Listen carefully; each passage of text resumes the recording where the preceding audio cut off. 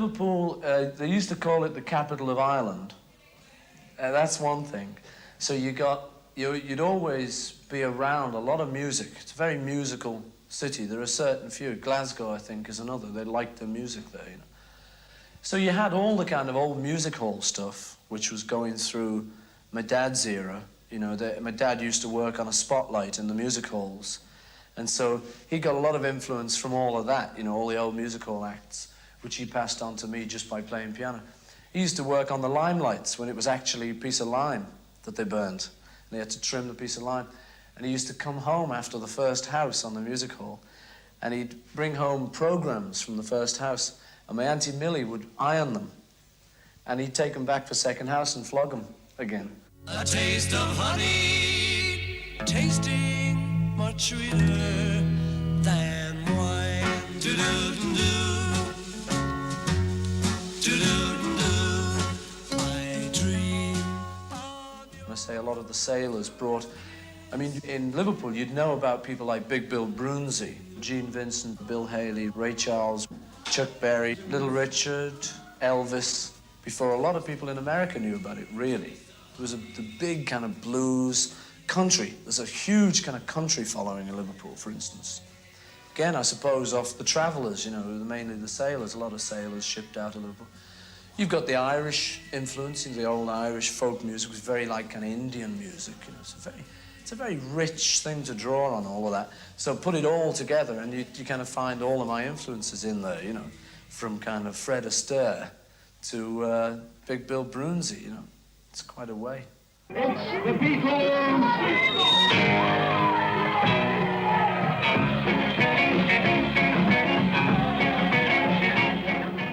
It was scruffy, very scruffy.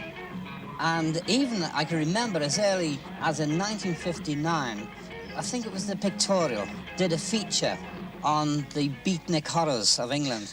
And it was the Beatles who they picked on in Liverpool. Nobody knows this, but they actually went into the flat in Gambier Terrace where Lennon and Stewart had, and it was spread all over the, all over the country, the beatnik horrors.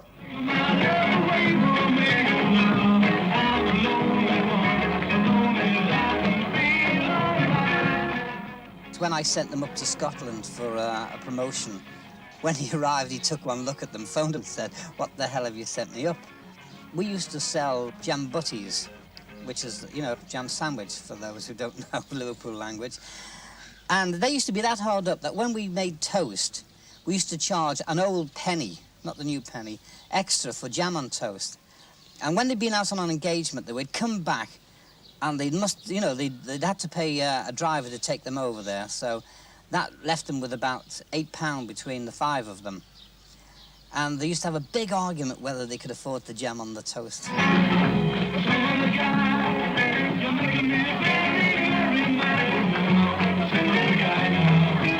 We had a West Indian steel band playing. And, you know, with us being a port, a lot of seafarers used to come into Liverpool.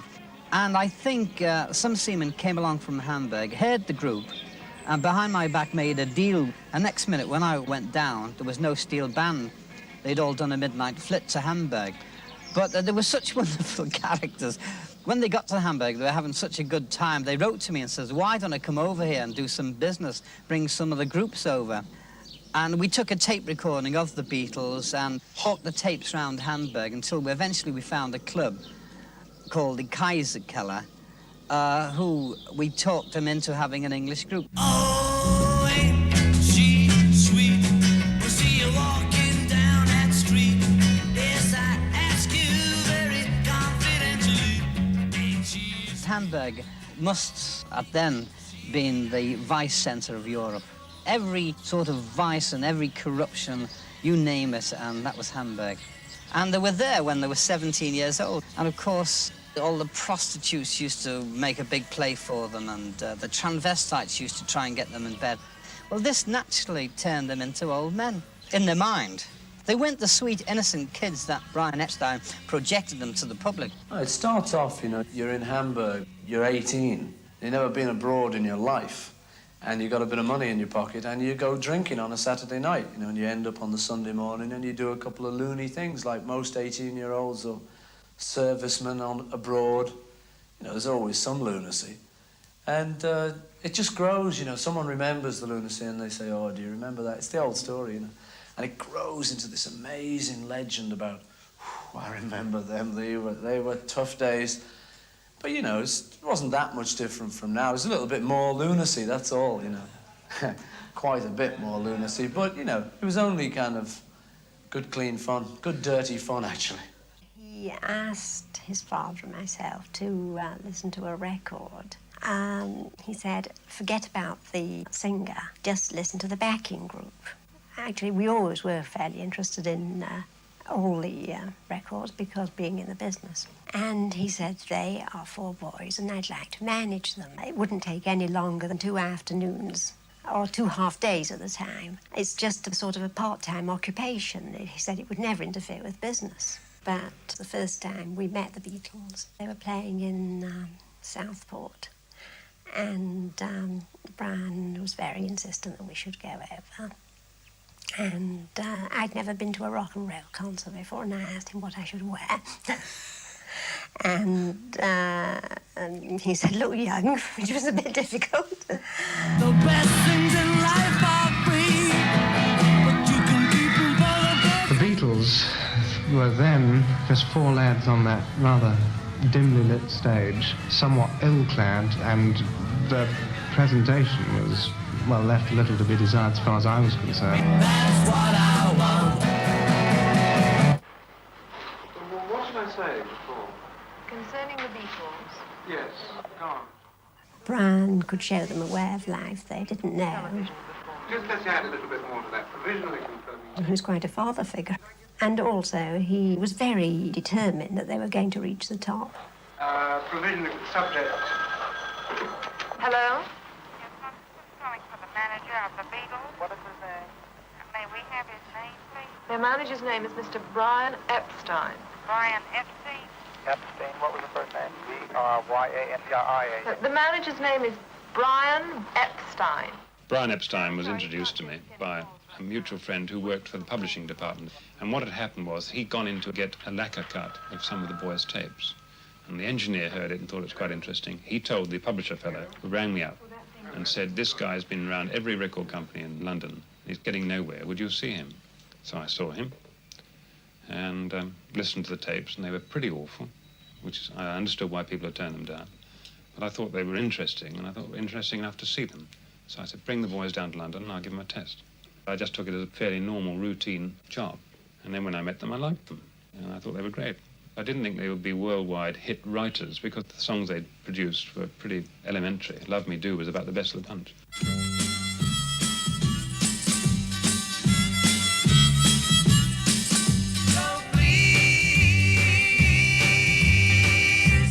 Love me. They were very quick learners, you know. After the first couple of years, they knew almost as much about recording as I did. And they were always wanting to experiment, always asking questions. We did a lot of learning together. He had a very great musical knowledge and background. So he could translate for us and suggest a lot of things, which he did, you know, and he'd come up with amazing technical things like slowing down the piano and playing it slow and putting it on and things like that, you know, where we'd be saying, well, can we only go and e, and he'd say, well, look, chaps, I thought of this afternoon. Last night I was talking to whoever he was talking, and I came up with this, you know, and we'd say, oh, great, I'll put it on here, you know. But he also come up with things like, well, have you heard an oboe? Oh, which one's that? Is this one? Yeah, that would be nice. So it was really, we grew together. It's more fun in the record if there's a few sounds that you don't really know what they are. And if something happens on here, you know, I couldn't tell you what, because we have a special man who sits here and goes like this. And the guitar turns into a piano or something, you know. And then you may say, why don't you use a piano? Because the piano sounds like a guitar.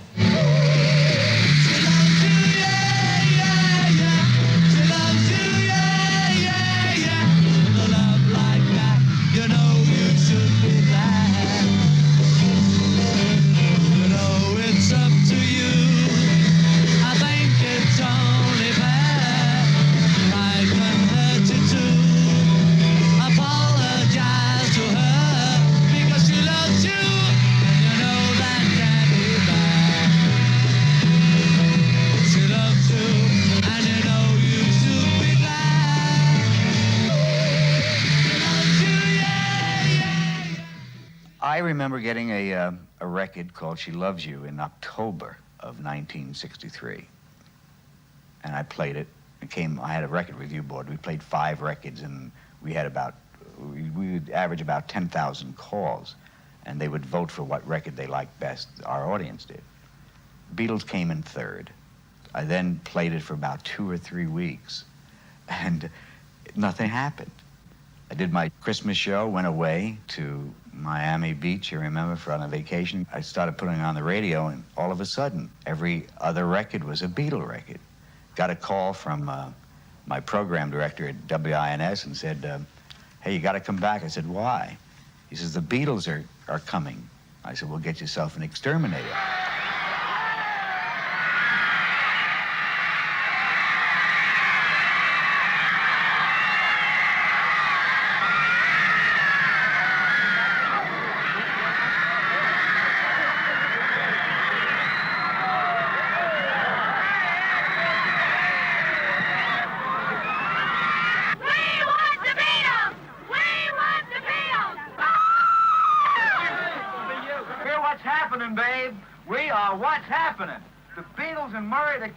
Oh, where are we going? The TV place now? Stand by and listen to Wins and tell your friends. Tomorrow morning, an exciting morning on Wins' Brad Phillips has the battles of the Beatles. The Beatles take on all the groups in the world. Tomorrow on Wins, and your favorites will be represented by vote. Tomorrow night at 7, the Beatles read their own poetry on a documentary, Meet the Beatles, all over the world. Oh, really? I don't understand this. Tomorrow night from 7 to 8. Here it wins. We ain't written no poetry. Filter cigarette. Bobby Soxer is a girl who wears Bobby socks and is the typical teenage girl.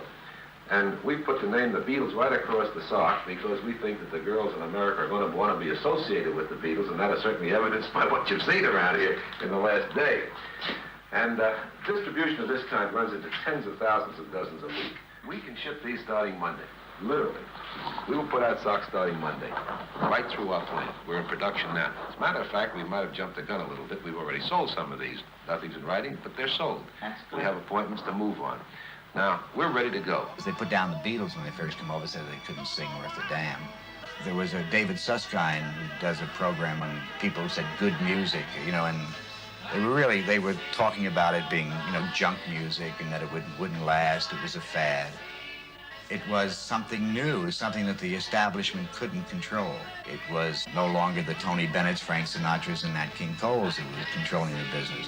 It was a bunch of young people. It was a great day to be young, and I think the establishment finally found that out because everybody wanted to be young after that.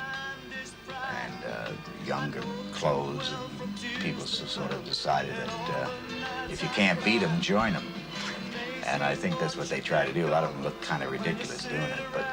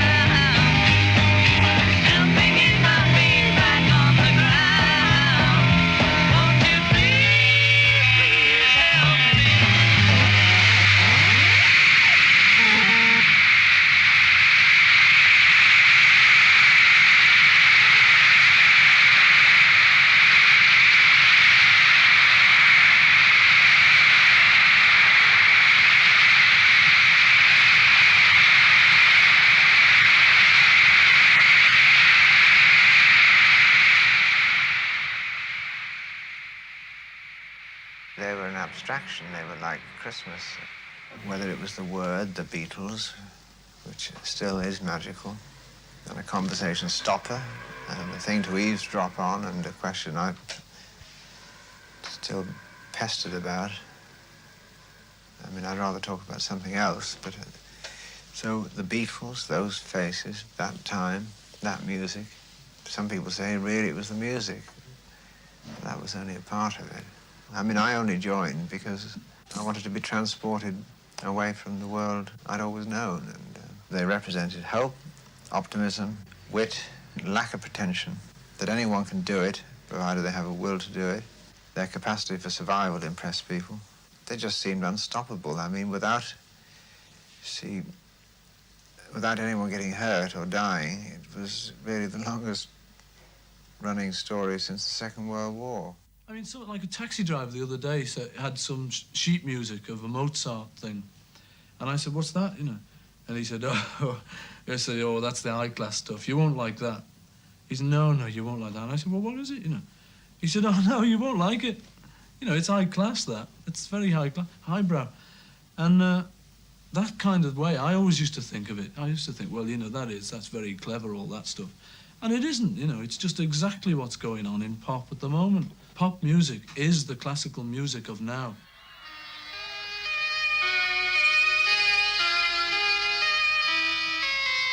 People just take our music and, you know, in a line, and we just sort of say, yeah, she was just 17. And they read everything into that, you know. So she was a 17-year-old nymphomaniac working on the streets of Broadway. But, you know, what we meant is she's just 17. But it might mean all the other as well. I don't know, you know. I've no idea of any Aeolian cadences and, you know, miasmic climaxes and all of that. I mean, we're the last people to know about our songs, because the pop world's never heard the pop world as such, because we can't, you know, it's like if you look at a snapshot of yourself, you're looking at what tie you were wearing, or whether you were looking nice in the snapshot. You know, but anyone else would just take the snapshot and say, oh, that's good, that's a snapshot of Tony, you know, it's nice. We really just always think of ourselves as just happy little songwriters, just little rockers, you know, just playing in a rock group. But it gets more important than that after you've been over to America and you've sort of got knighted.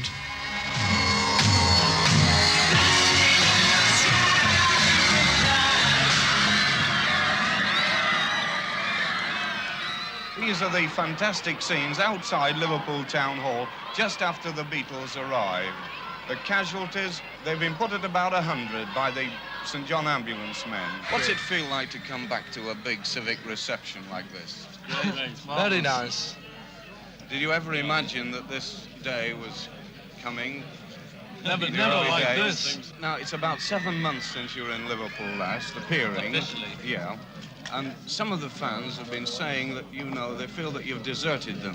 What do you feel about that? They're mainly the ones that never came to us. The people that are moaning about us not being here are people that never even came to see us when we were here.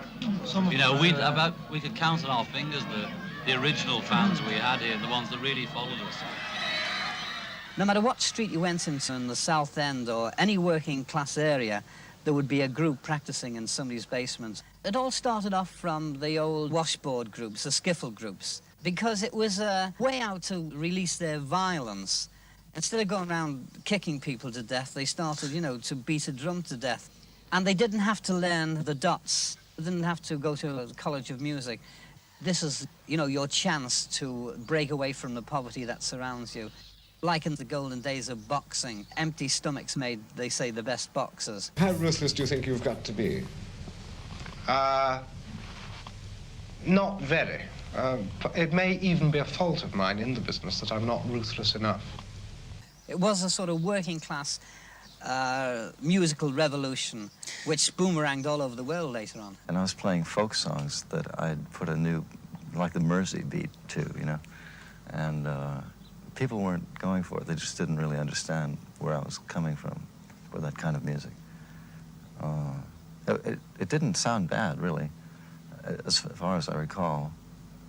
Roger Miller, who later became very popular, right, told me that he liked it at the time. He was on the same bill with the Troubadour. And he said, I know what you're doing, you know, I understand it, but I don't think the audience does, and you shouldn't get angry with them. Simplify you, pacify you, deny, defy, or crucify you. All I really wanna do. Everybody here was growing long hair. Everybody was trying to do the Mersey beat. I remember being led into concerts purely on the merit of having long hair and no instruments cases or anything. Oh, he must be one of them, you know.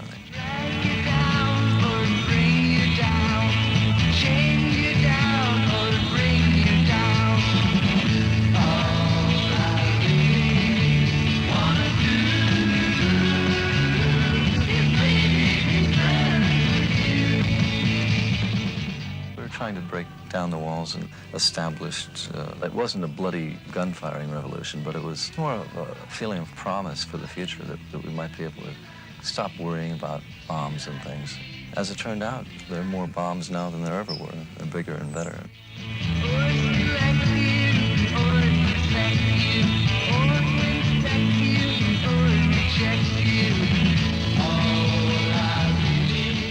My mother and my uncle, Murray, they lived at the beach when they first came to California because they didn't have any money to get a house. They lived in tents on the beach along with thousands of other Depression families. California was the dream world. I think it was the promised land, so to speak. And all the things we sang about were true. They're just reflections of our experiences in our environment.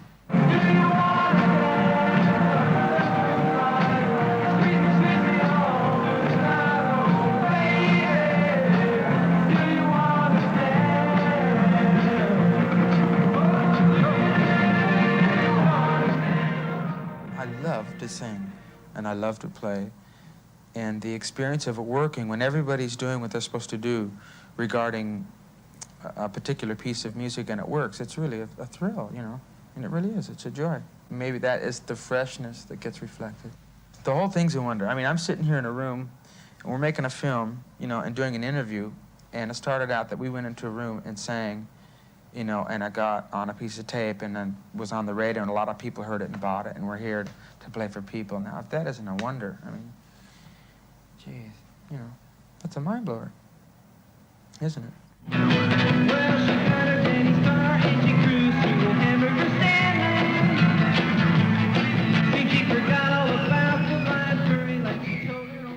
Three of them being brothers, and I being their first cousin.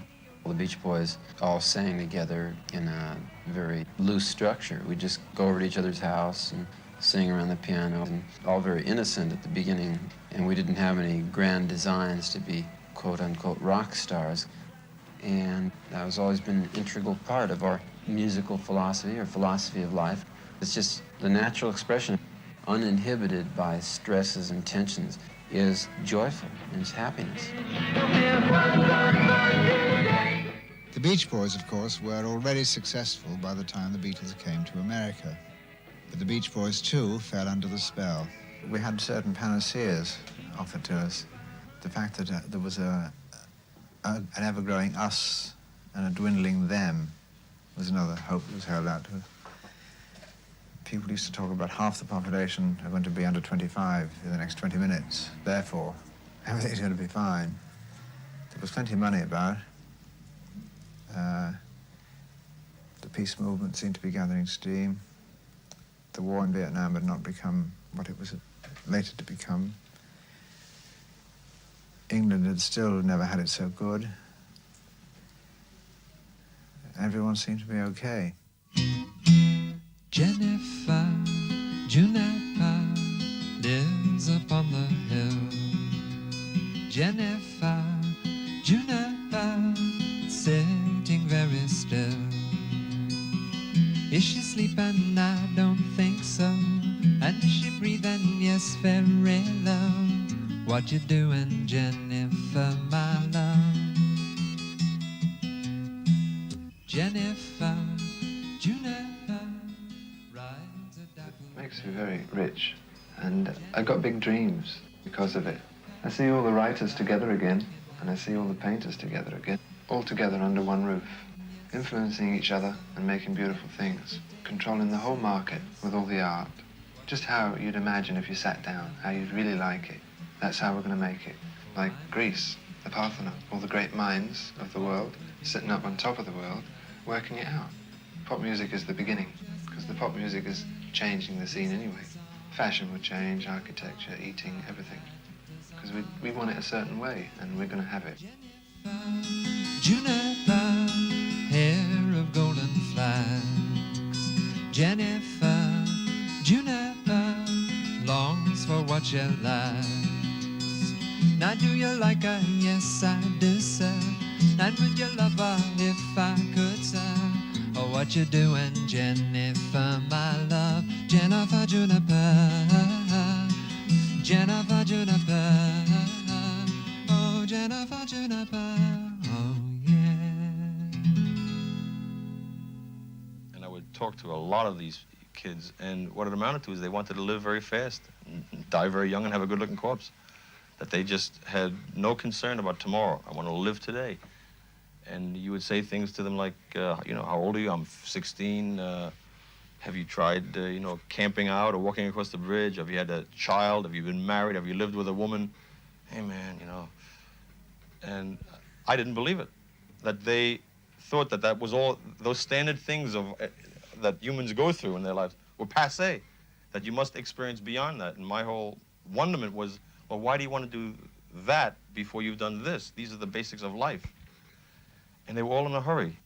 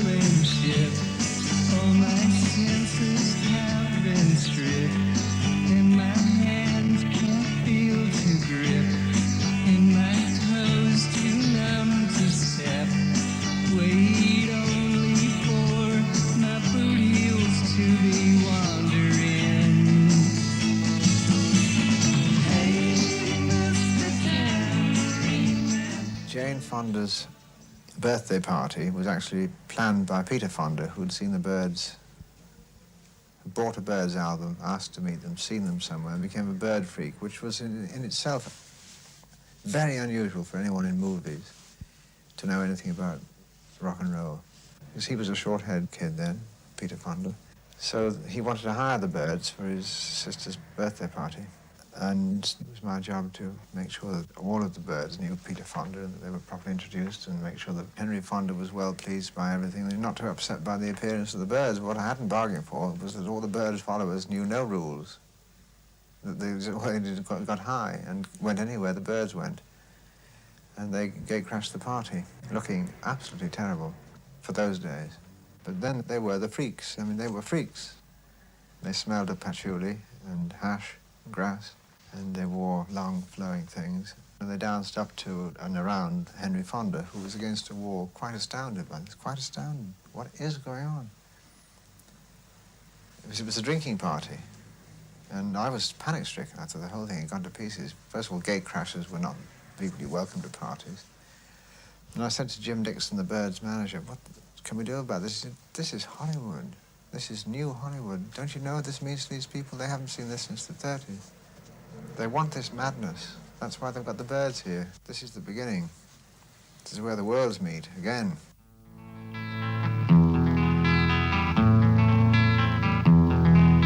There is a house in New Orleans they call the rising sun,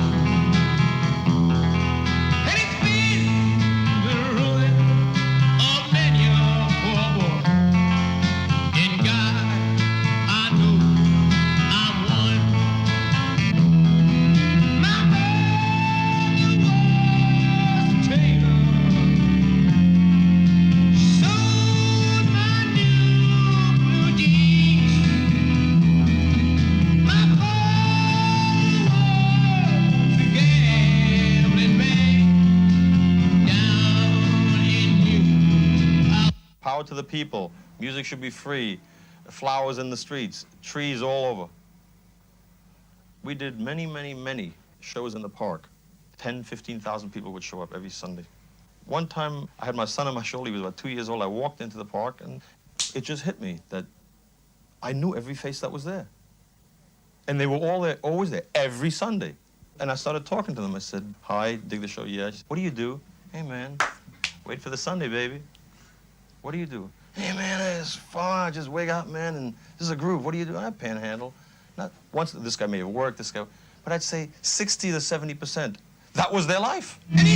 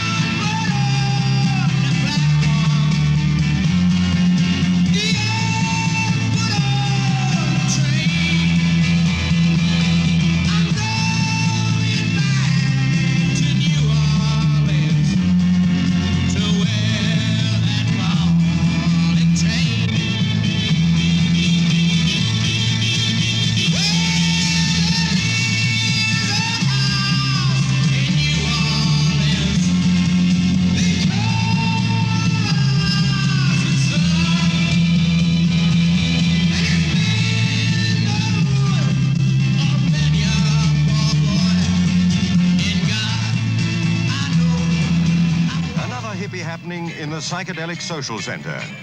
And the beautiful people of London made their flower power way to Beatles, George and John's With It, Aladdin's Cave. Only they call it Apple. It's a new kind of boutique in Baker Street, catering for specialized tastes. George and John described their new venture as a kind of psychedelic Garden of Eden for lovers of hippie gear with all the trappings of beautiful living. After explaining that, George thought he'd take it easy. He was lucky he could find the chair. So he settled back to listen to the latest kind of shop-warming music as played by the group who designed the store. They call themselves The Fool. They thought it was divine, like everything else in the three-story psychedelic supermarket. Cilla Black was among the top shop warmers. So was Kenneth Tynan. There were lots of others we didn't recognize. Sherlock Holmes used to live in Baker Street. Perhaps he could have identified them. But the Beatles found it all very elementary. That's shop business.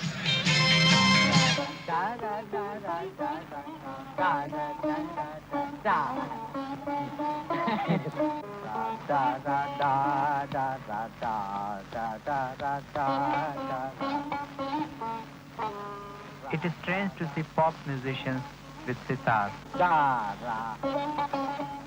When George Harrison came to me, I didn't know what to think. But I found he really wanted to learn.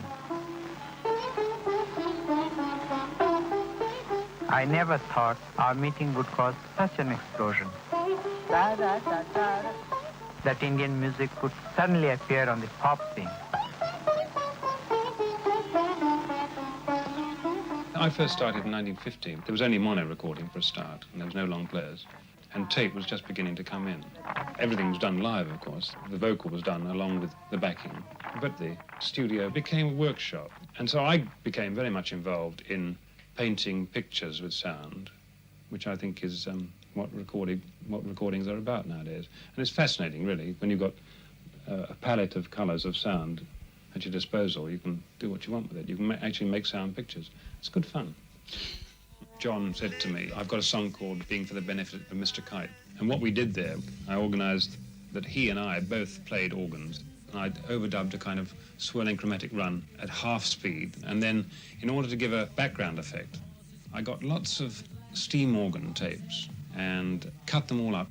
And then I said to the engineer, fling them up in the air, which he did. And then I'll pick up all the bits and join them all together again. And he did that. And I said, let's hear it. And it still sounded too much like organ. So we said, reshuffle them a bit, turn that one round backwards so it doesn't sound quite so much. And then we eventually got a kind of tape that was nonsense. It had no musical shape, but it had the general sounds of a steam organ. And that's how Kite was done. Letters K and H assure the public their production will be second to none. And of course, Henry the Horse dances the waltz. I always was a record man, you know. I mean, I liked the studio always best once I got the hang of it and the control of it. I like it because it's complete control. So records is what I was hooked on. I remember singing Day in the Life on a guitar and Mal shouting 1, 2, 3, 4, 5 for the breaks, and it's really like that, and taking the picture on the album. Yeah.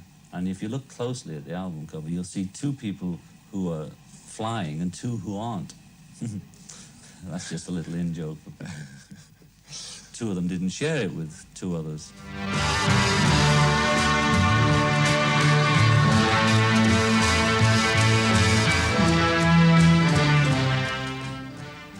Well, things came to a head eventually in California, in Monterey. And in Monterey, we decided to hold a festival and celebrate all that was being achieved. The idea was to spread music and love and peace and turn everyone on. Turn them onto the good life and the colorful life. To give money away as fast as we could, because we seemed to have plenty of money. If we wanted 100,000 flowers flown in especially from Hawaii, we did. It seemed a good idea at the time. And it was because of that spending power and that willingness, and because we were absolutely chock-a-block with acid, all of us, that it succeeded. But we had order within all that. We weren't just taking drugs all day, but our euphoria was such that we were able to put on a massive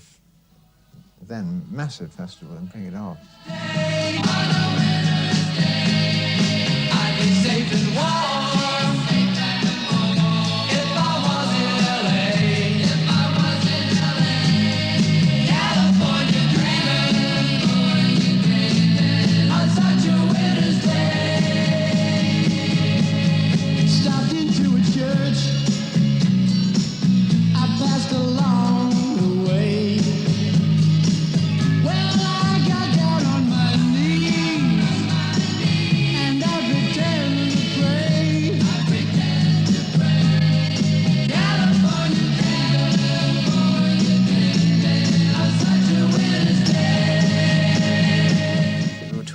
police there, but I mean, they were just transformed by the first half an hour of the show. Once the show started, once the association began to play.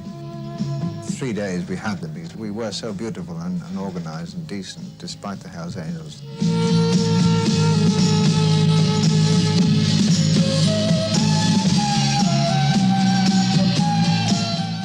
The Beatles were supposed to be there, and nobody would believe they weren't.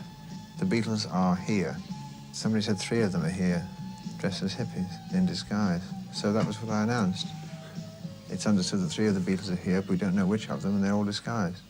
The answer to that is, how do you know that the 3 of them are here if they're all disguised? Which 3? The Beatles were there, of course, at Monterey, but only in spirit, because without them none of this could have happened. In reality, they were thousands of miles away, preparing to record a song for a TV satellite program. Brian had telephoned me and said, it's their finest. It sounded dramatic, but in a sense it was their finest, because it was all you need is love, which was then what we believed, and maybe still should believe. It was seen and heard by millions and millions of people all over the world. It caused people to say, people who've never really liked the Beatles, that they were among the great treasures. Pop music really never had a finer moment.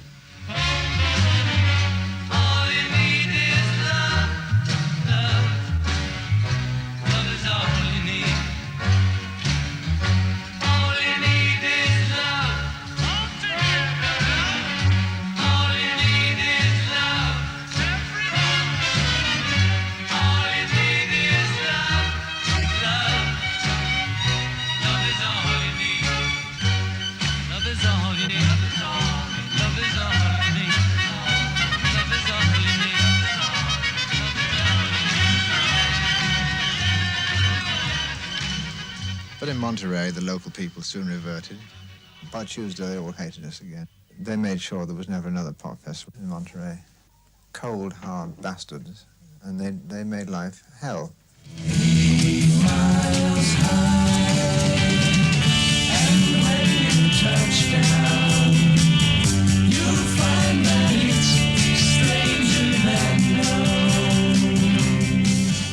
We followed up our initial hit record with All I Really Want to Do, another Bob Dylan song, and that got stolen away from us. And the one to follow that was 8 Miles High, and I think that was the one that blew us out of the game, because everyone thought it was an LSD promotional song, and in fact, it really wasn't. You officers that are stationed in front of the stage behind the barricade, you will go to Mr. Morris Shapiro, the first aid man, and he will furnish you with earplugs so as to keep you from having a headache. If he runs out of earplugs, he has got some cotton. You can use that. We have a detention room set up within the Coliseum. Any person that you arrest for ejection will be brought to room D. Is that understood? You will take the names, the addresses, and the telephone numbers. We will not allow any dancing, running up and down the aisle. Is that clear with everybody? Thank you. And who do you say lied to you? The police did. What did they tell you, honey? They told us they'd come down there. And they wouldn't let you come down here? Is that anything to cry over? When you wait 2.5 years, it is. The Beatles, for a long time, have been able to, because of their tremendous popularity throughout the world, especially with the younger set, have been able to say whatever they wanted to without any regard for judgment or maturity or the wisdom of it. And no one yet has challenged them to any tremendous degree where it might count. Oh, I still like them, I guess. I mean, I like the way they write, but every time I hear them sing, I can't help but think about what they said, so I guess it sort of hurt people's feelings, because, you know, everybody thinks so much of them, and speaking for the teenager, and everybody thought they were so good and all that, and then they come up with something like this, and it just sounds like they're making fun of everything that we like, so. Well, originally I was pointed out that fact in reference to England, that we meant more to kids than Jesus did, or religion at that time. I wasn't knocking it or putting it down, I was just saying it as a fact. And it is true, especially more for England than here. You know, but I'm not saying that we're better or greater or comparing us with Jesus Christ as a person or God as a thing or whatever it is. You know, I just said what I said and it was wrong or was taken wrong, and now it's all this. I've spoken to many of the promoters this morning, and when I leave here I have a meeting with several of the promoters who are not anxious that any of the concerts should be cancelled at all. Actually, if any of the promoters were so concerned and it was their wish that a concert should be cancelled, I wouldn't in fact stand in their way. As a matter of fact, the Memphis concert, which is nearest to the place where this broke out, apparently sold more tickets yesterday than they had done up until that date. From their appearances and from the conglomeration of colors that they're involved, I couldn't identify them as whether they're actually white or black. I don't have that knowledge. I don't have any knowledge of their involvement in civil rights.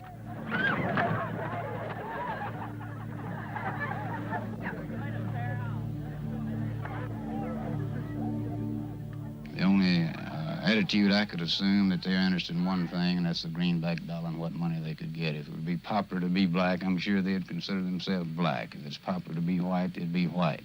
All they're after is the fast buck that they can get. I'd been home about a couple of days, and Brian, he'd organised a flat for me near to his home. And although I was very sad, I was very thrilled. I was going to live near Brian. Brian was going to America the following week. He was doing a TV programme. He actually asked me to go with him, and I always regretted this, but I said I felt it was a little soon after his father died. And a friend of the family, who happened to be a doctor, they got in touch with Clive and they came along and told me. But for those first few, I don't know how long, I was just stunned. Nothing seemed to register at all. You obviously miss him a great deal still. Dreadfully, dreadfully. He sought an exclusivity in his relationships. He didn't like sharing too much. He was the following things: very funny, very romantic, very sensitive to beautiful things. He had other areas in his life which caused him some pain. We never knew where he went at night, and he often seemed to be depressed. He was often lonely, and like a lot of people who seemed to have a full address book, there were times he couldn't always reach people. If he didn't make plans, you know, you can find yourself with an empty evening, and if you're used to a lot of people and nobody answered the phone that night, he would get very depressed and paranoid and think that it was all over. And it was in one of those weekends he died. John, where would you be today without Mr. Epstein? I don't know. Are you driving down to London tonight? Yes, somebody's taking us down here. You heard the news this afternoon, I believe. Yes. And Paul's already gone down? Yes. I see. You've no idea what your plans are for tomorrow? No, we'd just go and find out, you know. And just have to play everything by ear. Yes. I understand that Mr. Epstein was to be initiated here tomorrow. Yes. When was he coming up? Was he coming up in the afternoon? Tomorrow, just Monday, that's all we knew. And he was equally as interested as we are. But he wanted to know about life as much as we do. I spoke to him Wednesday evening, the evening before we first saw Maharishi's lecture, and he was in great spirits. I understand that this afternoon Maharishi conferred with you all. Could I ask you what advice he offered you? He told us not to get overwhelmed by grief, and to whatever thoughts we have of Brian, to keep them happy, because any thoughts we have of him will travel to him wherever he is. Yesterday, all my troubles seem so far away. Now it looks as though they're here to stay. Oh, I believe in yesterday. Suddenly,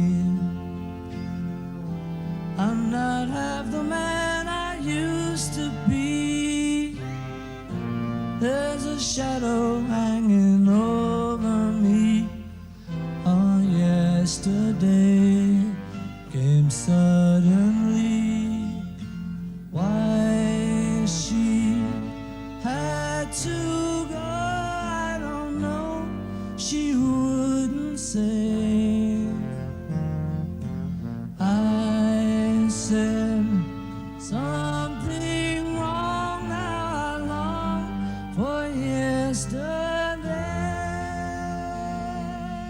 Yesterday, love was such an easy game to play. Now I need a place to hide away.